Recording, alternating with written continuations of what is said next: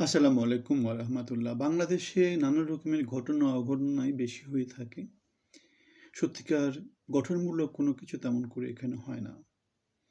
বাংলাদেশের যে ৫৪ বছরের যে স্বাধীনতার যাত্রা সেটা আমাদেরকে কি বলে? আমরা পাকিস্তান থেকে স্বাধীন হয়েছিল সাম্য, মানবিক মর্যাদা এবং সামাজিক ন্যায় বিচার। এগুলোকে মূল মন্ত্র করে যে বাংলাদেশ বঞ্চিত হচ্ছিল, বৈষম্যের শিকার হচ্ছিল, সুতরাং পাকিস্তানের সাথে থাকা যাবে না, আমাদেরকে আলাদা হতে হবে। বাংলাদেশ ৪৭-এর পরে থেকে বেশ বড় একটা সময় ২৪ বছরের দীর্ঘ একটা লড়াই চালিয়ে গিয়েছিল। কিন্তু বাংলাদেশ প্রতারিত হয়েছিল, ৭৪-এর দুর্ভিক্ষের মুখোমুখি হয়েছিল, ৭৫-এর একটা যেটাকে সপরিবারে জিয়া মুজিবুর রহমানকে হত্যা করা হয়, সিপাহী বিদ্রোহ হয়, সেনাপ্রধান জিয়াউর রহমান ক্ষমতা নেন।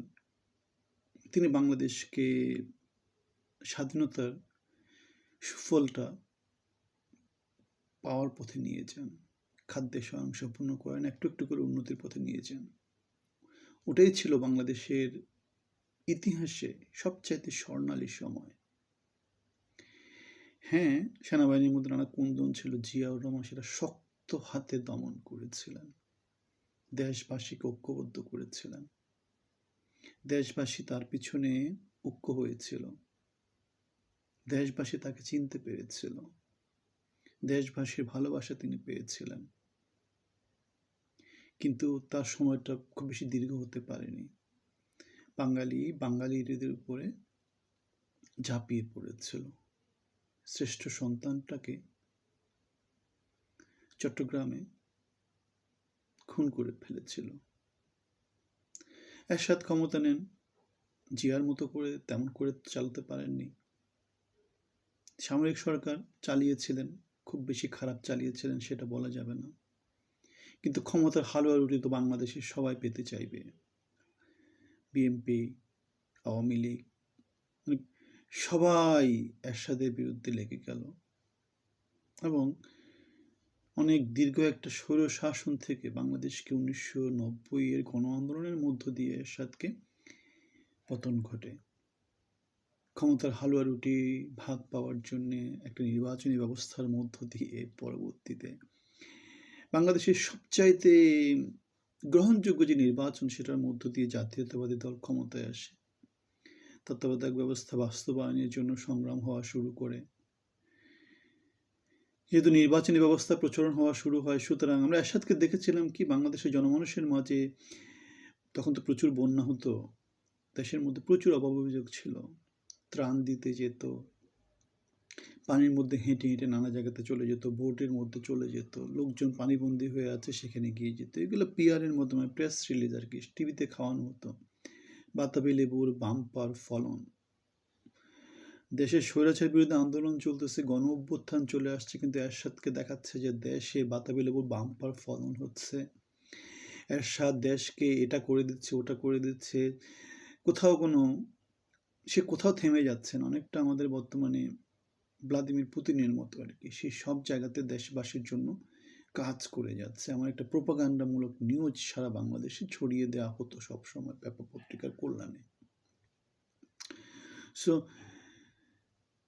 রাজরা একরকম করে চিন্তা করবে, জনগণ একরকম করে চিন্তা করবে। যে চিন্তার যে ডিফারেন্স, এই ডিফারেন্সটা যত বড় হবে প্রতারণাটা তত বড় হবে। তাহলে এরশাদ চেষ্টা করেছে, এটা করতেই হবে, তৃতীয় বিশ্বের দেশে এই কাজটা করা হয়। যেটা খুব বেশি মনে পড়ে সেটা হচ্ছে শেখ হাসিনার কথা মনে পড়ে। এখানে কালো হিজাব পরে, হাতের মধ্যে টপছি পরে, শরীরের মধ্যে নানা রকমের যেটাকে বলে আর কি, এটাকে কি বলে, ওটাকে যেটা বলে আর কি, হিজাব পরে তিনি কি করতেন, তিনি নানা রকম মাজার তাজারে গিয়ে হজ তজ করে এসে জনগণকে নানা রকমের পিআরের কন্টেন্ট খাওয়াতেন এবং এর নির্বাচন শেষ হয়ে গেলে তার লেবাসও চেঞ্জ হয়ে যায়।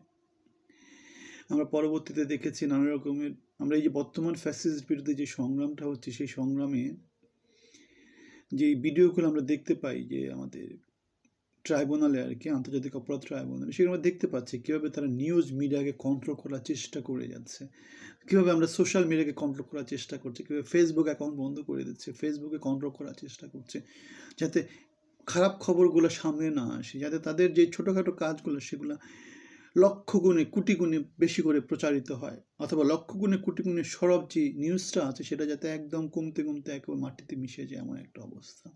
প্রোপাগান্ডা, সরকারের তো মেশিনারিজ আছে, সরকারের কি আছে, সরকারের পেপার পত্রিকা আছে, ইলেকট্রনিক মিডিয়া আছে, টিভি মিডিয়া আছে, সেগুলোকে দিয়ে তারা এগুলো লক্ষ গুণে কোটি গুণে বেশি করে প্রকাশ করে, এগুলো জনগণের সাথে প্রতারণা।